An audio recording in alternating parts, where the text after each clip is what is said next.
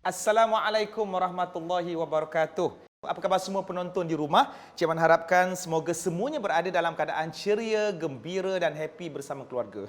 Happy dengan gembira itu masalah translation sahaja. Okey, sama aja maksudnya. Dan selamat datang bagi siapa yang mungkin buka-buka TV je. Apa hal Cik Man, asyik muka engkau je? Sekarang ini anda sedang berada dalam rancangan iaitu Jawapan Panas Cik Man. Kau tanya je, insya-Allah Cik Man akan jawab. Dan sebagaimana yang semua maklum, bagi yang mengikuti rancangan ini, sekarang ini kita berada dalam minggu yang bertemakan keluarga, dan insya-Allah pada hari ini kita akan membincangkan satu topik yang jarang ataupun mungkin kurang dibincangkan oleh kaum lelaki, iaitu penyusuan. Tapi sebelum Cik Man bercolotel lebih panjang lagi untuk menghuraikan topik ini, apa kata seperti mana biasa untuk kita saksikan video.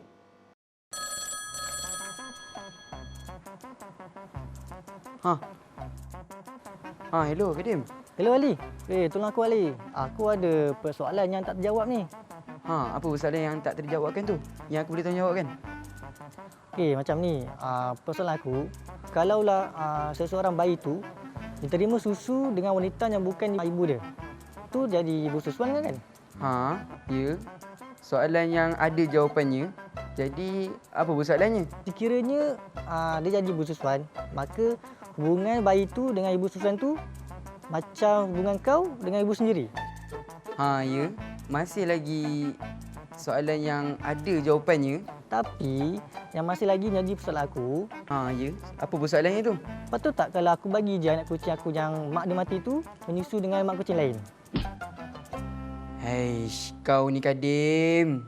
Alhamdulillah, korang dah menyaksikan video tersebut yang berkaitan dengan tajuk kita. Memang kalau setiap episod tu, kalau kita dedahkan video tu memang berkaitan dengan topik supaya lebih faham. Bila bercerabih, mungkin orang tak berapa faham sangat, tapi bila lukis peta ataupun tunjukkan video, insya-Allah akan bertambah kefahaman. Okey, kita nak bincangkan tentang penyusuan ataupun dalam bahasa Arabnya ar-radha'ah. Siapa yang sekolah Arab tu korang boleh tahulah. Jadi apa maksud penyusuan ini? Kalau ikut istilah syarak, secara ringkasnya untuk bagi faham, penyusuan ialah proses mengalirkan ataupun memasukkan air susu perempuan ke dalam perut bayi.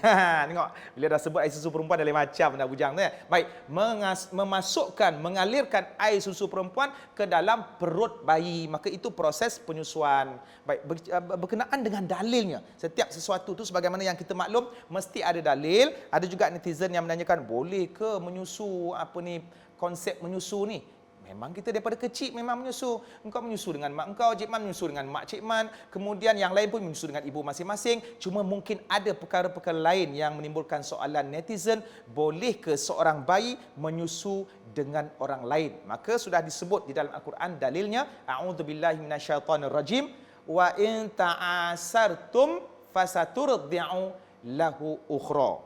Maka sekiranya kamu mengalami kesukaran, yang si ibu tadi ada kesukaran untuk menyusukan bayinya sendiri, maka tidak ada masalah untuk orang lain menyusukan bayi orang lain. Maka jadilah di sana anak susuan. Yang perempuan yang bagi susu tu jadilah ibu susuan. Tapi sebelum Cik Man pergi lebih jauh lagi, Cik Man nak kita recall balik dalil yang memang betul-betul sahih, kemudian memang berlaku di dalam sejarah, di mana Nabi sendiri ketika bayi pun ada ibu susuan. Yang paling popular yang kita kenal daripada kecil namanya Halimatus Sa'diyah, dan selain daripada itu ada seorang lagi ibu susuan Rasulullah, iaitu Thuwaibah. Jadi memang penyusuan ini memang ada di dalam sejarah. Nabi sendiri mengalami proses penyusuan. Baik, Cik Man nak bincangkan dekat sini persoalan-persoalan daripada netizen berkenaan dengan susuan ni kan. Assalamualaikum Puan Azman, saya Amin Yusof. Saya tanya soalan, apa hikmah susuan ni sebenarnya? Itu aja. Terima kasih.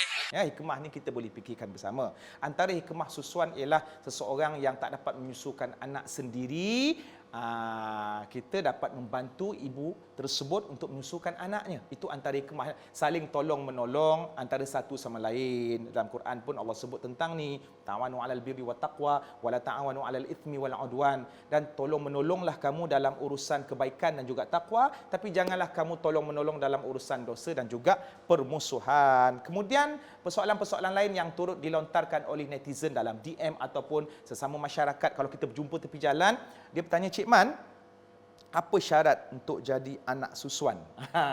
Tapi kalau kau bertanya sekarang ni, kau tak boleh lah. Kalau kau faham lah jawapan Cik Man, sekarang ni kau tak boleh lah jadi anak susuan. Sebab merujuk kepada syarat ni, memang syarat-syaratnya sangat ketat.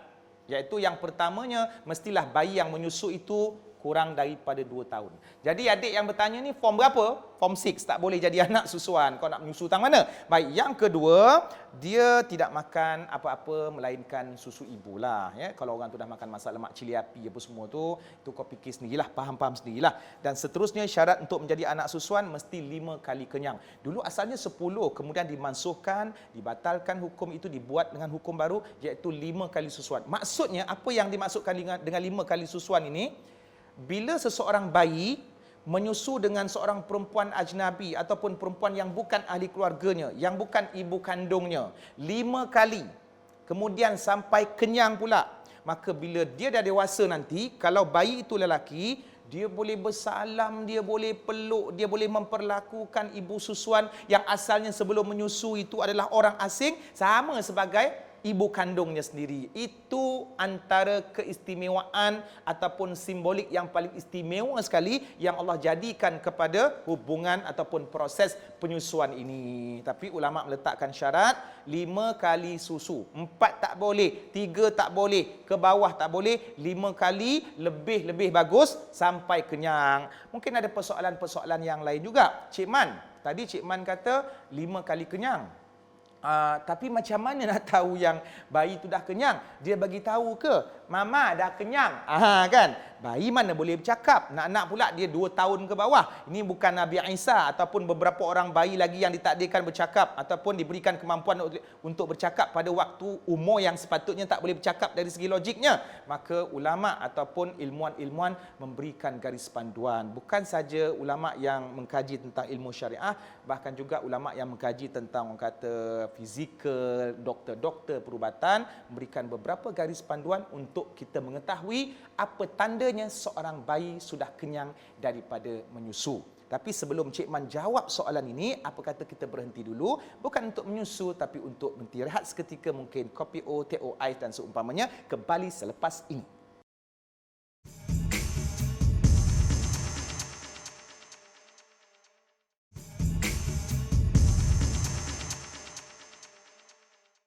Alhamdulillah, kembali dalam rancangan Jawapan Pandai Cik Man. Tanya je, insya-Allah Cik Man akan jawab. Okey, Cik Man nak kutip balik soalan yang Cik Man sebut tadi dan sekarang Cik Man akan jawab. Cik Man, macam mana kita nak tahu yang bayi itu dah kenyang? Sebab kenyang ni salah satu daripada kayu ukur yang akan menyempurnakan proses penyusuan sebanyak 5 kali tadi sampai dia menatijahkan hukum-hukum yang berkaitan dengan ibu dan anak susuan, iaitu dia ada berkait rapat dengan hukum hakam seperti boleh bersalam, sama sebagaimana mahram. Baik, di sini ada beberapa cara untuk mengetahui apakah yang menjadi tanda kepada bayi itu dah kenyang. Yang pertama sekali melalui mililiter. Apa kaitan dengan mililiter?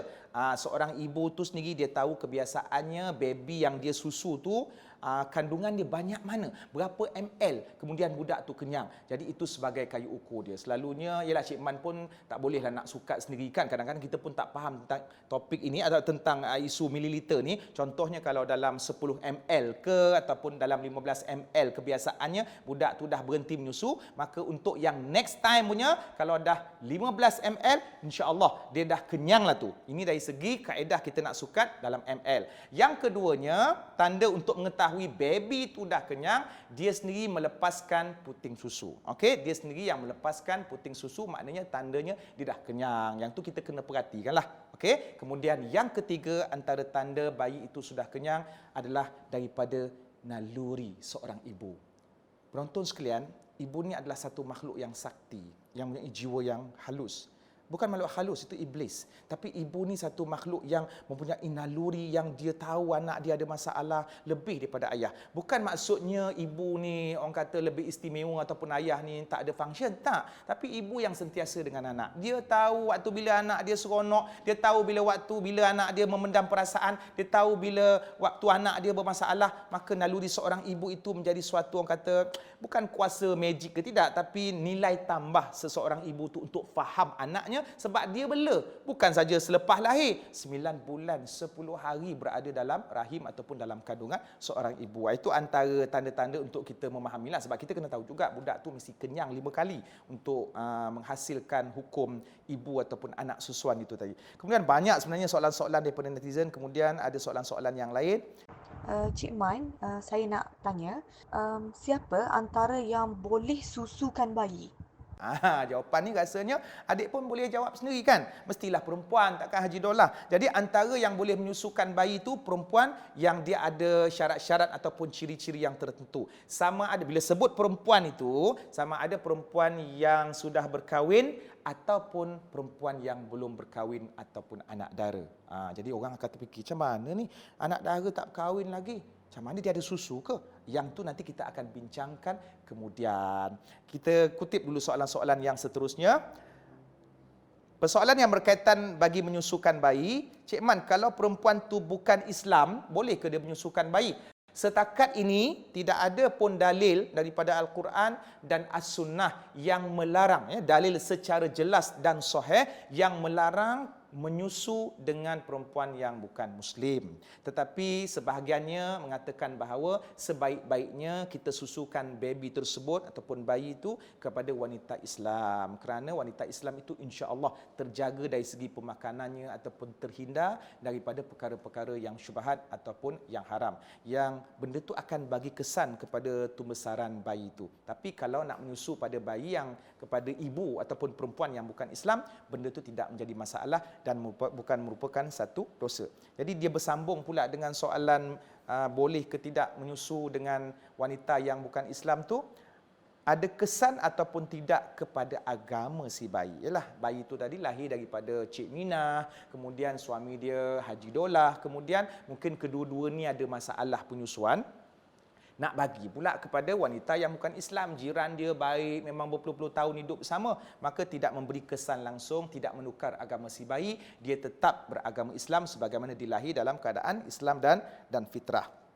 Cik Man, bagi perempuan yang sudah berkahwin, wajib ke dia minta izin daripada suami? Yes, wajib di sini. Sebab apa?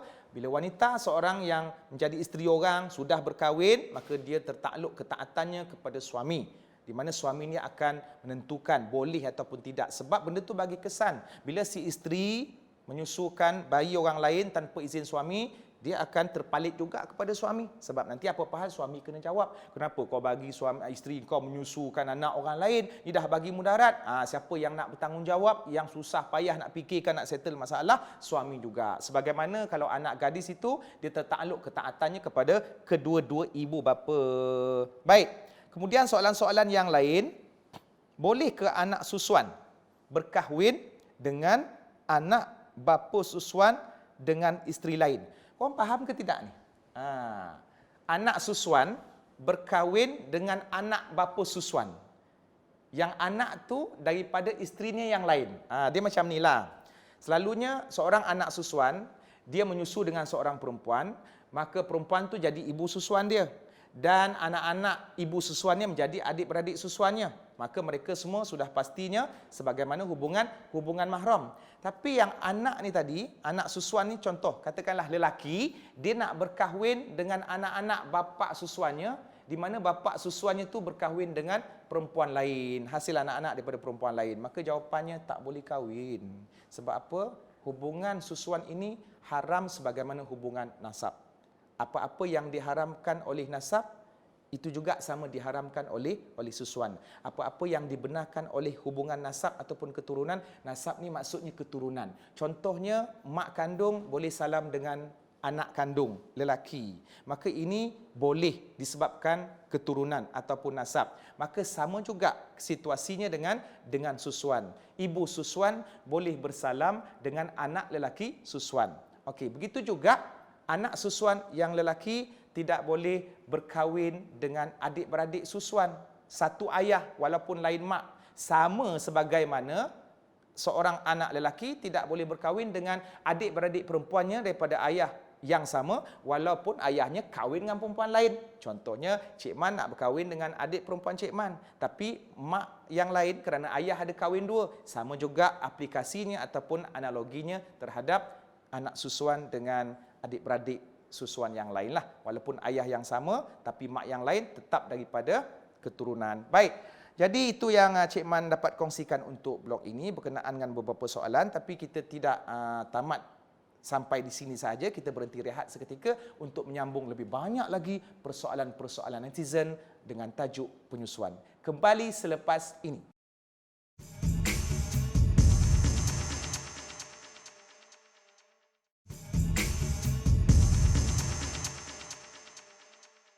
Alhamdulillah, kita masih lagi dalam rancangan Jawapan Panih Cik Man. Kau tanya je, insya-Allah Cik Man jawab. Dan tajuk kita pada hari ini berkaitan dengan penyusuan. Cik Man masih lagi menyambung dan meneruskan belik-belik soalan-soalan daripada netizen ya. Ada tapi nama tak perasan lah. Minta maaf lah kepada yang bertanya tu, nama tu Cik Man tak boleh ingat lah kan. Baik, ada yang bertanya, Cik Man, boleh ke seseorang yang menyusu itu mengambil susuan daripada ibu susuan orang lain? Oh, maksudnya satu orang perempuan tu dia menyusukan beberapa orang. Tak ada masalah. Ini soalan yang memang ringkas yang Cik Man rasa adik pun boleh jawab. Maksudnya seorang baby itu dia menyusu dengan ibu susuan, yang ibu susuan itu pun menyusukan baby yang lain. Jadi bila ada dua baby, nanti bila korang dah besar, korang merupakan adik-beradik susuan. Jadi kalau lelaki dengan lelaki tak ada masalah. Tapi kalau lelaki dengan perempuan, itu yang Cik Man nak kongsi juga dengan kepada ibu-ibu yang menyusu. Siapa yang ada menyusukan beberapa orang bayi, elok buat rekod. Okey, elok tulis nama budak tu, ambil gambar dia, perhatikan dia punya tumbesaran, kemudian perkenalkan baby yang menyusu dengan puan itu tadi dengan baby yang lain yang puan pernah menyusu, sebab nanti bila diorang sudah merantau jauh, kemudian bila jumpa balik tak tahu yang rupa-rupanya yang ni pernah menyusu dengan mak yang sama yang dia menyusu. Akhirnya berkahwin, bila berkahwin 5 tahun baru tahu ibu susuan. Cinta terlerai di tengah jalan, berderai air mata, depression, akhirnya akan menghasilkan kecelakaan yang tidak diingini. Jadi ibu-ibu yang menyusu beberapa orang anak, ramai anak tu, tolong perhatikan, tolong buat rekod, tolong buat senarai, kemudian sentiasa follow up bayi-bayi yang dia susukan itu, dan tolong maklumkan, mak pernah menyusukan kau dengan seorang lagi, ni gambar dia, kau pergi cari, kau jangan nak jatuh cinta dengan dia Zaki, kau faham tak? Mak bagi tahu ni, kau jangan nak jatuh cinta dengan dia Zaki. Yang tu kena maklumkan. Sekali Zaki tu bagi tahu mak, tanya mak, siapa nama anak susuan mak lagi satu tu? Si Zulkifli dua-dua jantan, manalah boleh jatuh cinta kan? Tapi kalau laki dan perempuan, maka diharamkan berkahwin, kerana apa-apa yang diharamkan melalui keturunan turut diharamkan melalui susuan. Itu antara satu soalan lah. Cik Man ada sekali terlintas tu, Cik Man akan kongsi dengan netizen. Kemudian antara soalan-soalan yang lain juga netizen tanya, Cik Man, boleh tak anak susuan ini mewarisi keluarga ibu susuannya? Maksudnya bila mak susuannya meninggal, dia boleh dapat harta warisan mak tak? Ataupun bila dia sendiri meninggal, mak yang menyusukan dia tu, perempuan yang menyusukan dia tu boleh mendapat warisan harta daripada dia tak? Jawapannya tak boleh. Sebab antara banyak-banyak perkara yang boleh dengan nasab ataupun dengan keturunan yang susuan boleh buat, antara yang tak boleh buat, yang tak sama dengan keturunan, ialah mewarisi harta daripada hubungan susuan. Jadi kalau seorang ibu susuan meninggal dunia, maka anak yang menyusu dengan dia tidak boleh mewarisi harta. Tapi yang boleh wasiat ataupun hibah, pemberian. Ketika hidup, ibu susuan bagi dekat anak susuan dia, nah, mak bagi engkau kereta sebuah. Walaupun kau anak susuan mak bagi kau kereta. Yang ni tak boleh. Yang ni boleh. Tiba-tiba pula Cik Man mula kan. Ataupun wasiat. Nanti kalau mak meninggal, mak wasiatkan setengah ekar kebun tu untuk kau lah. Wasiat boleh. Tapi harta faraid dia sudah tertentu ahli warisnya. Pewarisan itu hanya diberikan kepada yang mempunyai pertalian darah ataupun keturunan ataupun nasab sahaja. Baik, ada soalan lain? Oh, ada suara. Silakan. Okey, macam mana kalau abang susuan, dia boleh jadi wali tak kepada adik susuan dia? Okey, soalan daripada suara tadi tu, boleh tak abang susuan dia menjadi wali kepada pernikahan adik perempuan susuannya? Adik perempuan susuan. Maksudnya yang lelaki ni tadi, yang abang ni tadi, dia menyusu dengan mak kandung si perempuan. Zul orang luar, dia menyusu dengan Makcik Minah. Makcik Minah ada anak kandung namanya Leha. Jadi Leha dengan Zul adik-beradik susuan. Bila Leha dah besar nak kahwin, boleh tak Zul, abang susuan tu jadi wali? Jawapannya tak boleh. Dalam banyak-banyak benda yang boleh, walaupun Zul boleh salam dengan si Leha, Zul boleh tengok rambut si Leha, ada satu benda yang tak sabit dalam hadis, iaitu Zul tidak boleh menjadi wali kepada si Leha. Kenapa Zul tak boleh jadi wali kepada si Leha, Cik Man? Kerana wali itu hanya ditentukan melalui hubungan nasab. Apa itu nasab? Cik Man terangkan tadi, keturunan sahaja, iaitu abang kandung. Habis macam mana Leha nak kahwin, Cik Man? Dia tak ada abang kandung, dia tak ada ayah, sudah meninggal, kemudian atuknya sudah meninggal, tak ada sesiapa pun, adik-beradik, pakcik, adik-beradik, mak ayah dia tak ada. Jangan risau, semua orang boleh berkahwin. Kan Islam telah menentukan bagi siapa yang tak ada wali, maka hakim ataupun qadi, pemerintah melantik pegawai-pegawai agama mewakili sultan yang akan menjadi walinya. So suruh si Leha tu tadi pergi ke pejabat agama, uruskan. Pejabat agama dia akan tanyalah semua. Okey Leha, bapa ada tak? Tak ada. Adik-beradik tak ada. Yang ada abang susuan. Oh, yang boleh jadi wali ialah pihak pemerintah saja. Sultan. Sultan tu bukanlah maknanya tuanku datang. Tak, maknanya pihak pemerintah dia melantik. Setiap negeri ada jabatan agama yang bekerja untuk mewakili pemerintah bagi menguruskan hal ehwal perkahwinan untuk si Leha. Jadi bagi perempuan yang tidak ada wali akrab ataupun wali-wali yang ada darah keturunan semua tu, maka sultan menjadi walinya. Baik. Terus ada soalan-soalan yang lain juga. Ini soalan yang luar kotak ni. Mungkin dia ni banyak membaca. Bukanlah Cik Man kata yang lain tu tak banyak membaca, tapi ada tambahan info untuk dia. Cik Man, sekarang ni sudah ada bank. Memang dah lama ada bank. Oh, bank susu. Ingatkan Maybank dengan Hong Leong. Bank susu. Korang pernah dengar tak bank susu? Bank susu ni maknanya tempat simpanan yang dihimpunkan susu-susu ibu. Kemudian dekat situ nanti akan diagihkan ataupun akan diberikan kepada orang-orang yang orang kata yang nak menyusu. Jadi baby itu tadi yang tak jumpa ibu susuan mungkin dibawa kepada bank susu tadi dan dia akan minum susu daripada bank susu. Maka boleh ataupun tidak? Ulama bahas. Jawapan ringkasnya tidak dibenarkan sebab susu yang terkumpul dekat bank susu tu tak tahu susu milik siapa. Dan kalau seorang bayi dia ambil susu daripada bank tu, belum tentu dia dapat menyusu sampai 5 kali kenyang. Mungkin kali kedua tu dah campur dengan susu orang lain. Akhirnya akan berlaku kekeliruan. Dan bila berlaku kekeliruan, tak dapat dipastikan yang baby yang menyusu daripada bank susu tu tadi, anak susuan siapa. Mungkin dia menyusu daripada susu yang ada dalam bank tu tadi milik si Leha contohnya. Tapi dia tak tahu tu yang Leha punya. Maka dia membesarlah dengan susu si Leha. Akhirnya satu masa dia jumpa Leha yang memberikan susu kepada bank tu tadi. Tapi dia tak tahu yang tu susu Leha. Dia berkahwin dengan si Leha tersebut. Bukankah ini akan memberikan kecelaruan kepada keturunan. Dan akhirnya melakukan sesuatu perkara yang ditegah oleh agama. Maka ulama' telah membuat keputusan tidak boleh ditubuhkan bank susu kerana itu memberikan lebih banyak risiko dan kemudaratan kepada perkembangan dan juga kepada sistem masyarakat itu sendiri. Jadi netizen-netizen dan penonton-penonton di luar sana, sekian sahaja yang dapat Cik Man kongsikan untuk masa yang terhad ini berkenaan dengan tajuk kita pada hari ini, iaitu penyusuan ataupun ar-radha'ah. InsyaAllah di lain masa kita akan huraikan topik-topik lain yang lebih menarik dan banyak infonya. Cik Man mohon maaf untuk setakat itu. Korang tanya je, insyaAllah Cik Man akan jawab nanti. Jumpa lagi dalam episod yang akan datang dalam rancangan Jawapan Panik Cik Man. Assalamualaikum dan jumpa lagi.